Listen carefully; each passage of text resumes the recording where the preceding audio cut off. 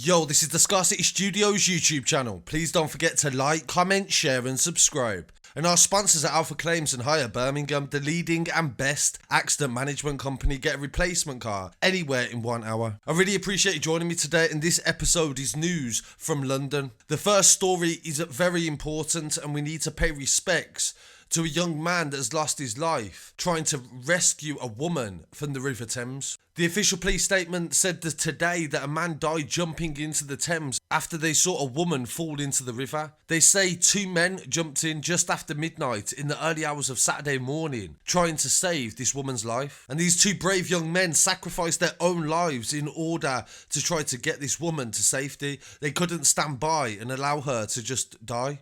Emergency services, the coastguard and marine units attended the scene and tried to rescue all 3 people, but they could only save the woman and 1 of the men. After an extensive search for the missing man, a body was found 6 hours later. A City of Police spokesman said, "We were called at 12:10 on Saturday the 24th of April to reports of a woman in the River Thames close to London Bridge. 2 men who've seen her fall in entered the river to try to save her, and the coastguard and Metropolitan police units were able to rescue the woman and only 1 man. Sadly, following the search that involved helicopters and the marine units and London Fire Brigade, the missing man was not located until 6 AM today. A body was found and they believe it is the man. The next of kin have been informed and are being supported by specialist police from the City of London. The news, they say, comes as the search for a missing 13-year-old schoolboy who fell into the Thames from Tower Bridge continues. The pupil from Arc Globe Academy in Elephant and Castle, South London, was reported to have been on his way to school with a friend on Tuesday morning when he fell into the river, according to a head teacher. A woman who witnessed the fall jumped in seconds later,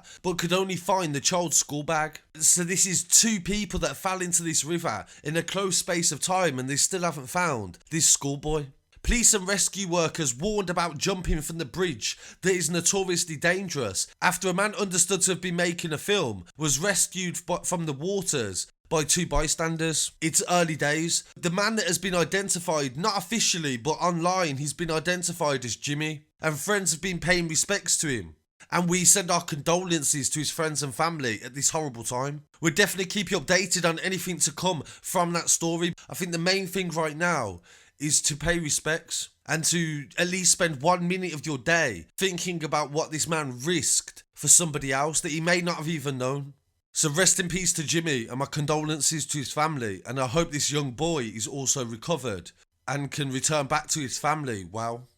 In this second story that broke yesterday in NEWHAM, East London, a 14-year-old boy has lost his life. And thank you to our friends at UKNIP News, who after speaking to the family were able to find out the reason they believe that it happened. They say the boy was dressed in school uniform when he was stabbed to death in Canning Town, and he's been named locally as Fares. The mindless killing took place in broad daylight on a crowded street shortly before 4 PM on April the 23rd.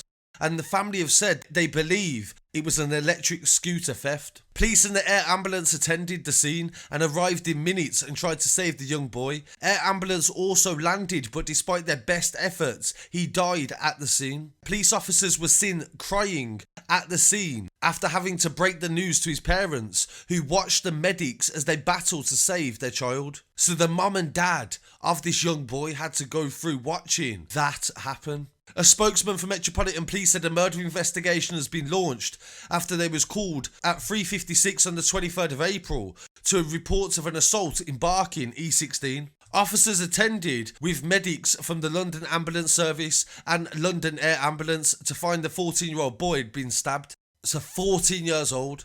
And it was only the other day that we covered the story of Hussein Chowdhury, who was robbed and murdered for a coat. It goes to show the simple reasons as to why some of these things can happen. So this is really a breaking news story, and I really want to thank UKNIP for their help and the coverage from the story. Please don't forget to subscribe to them on YouTube as well. They lost their channel due to a mistake by YouTube.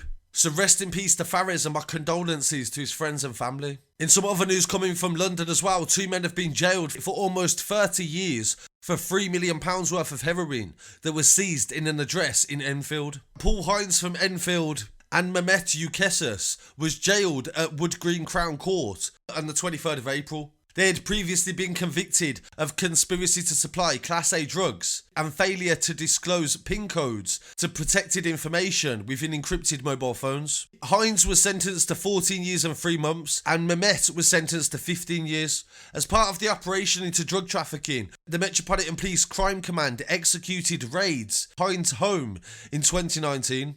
He was detained in a bedroom, and at the foot of the bed was a large holdall with 30 kilograms of heroin. Officers found an encrypted mobile phone as well, believed to be EncroChat, while the search was being carried out. Officers noticed Mehmet approaching the address, and he was detained and found to be with a similar mobile phone to Hines. A search of Mehmet's address recovered more evidence of drug supply. Mobile phone analysis established that the two men had organised the heroin to be delivered to Hines' address in the early hours on the 23rd of August 2019.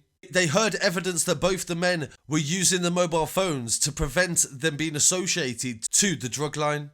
These two men were known by law enforcement agencies for drug trafficking, and they had brought in a significant amount of heroin, and it has now been taken off the streets. The judge said these sentences should be a deterrent to anybody thinking of getting involved in the importation of drugs. So really appreciate you joining me for this episode. I'll be back again very shortly with some more news. Please don't forget to like, comment, share and subscribe. Peace.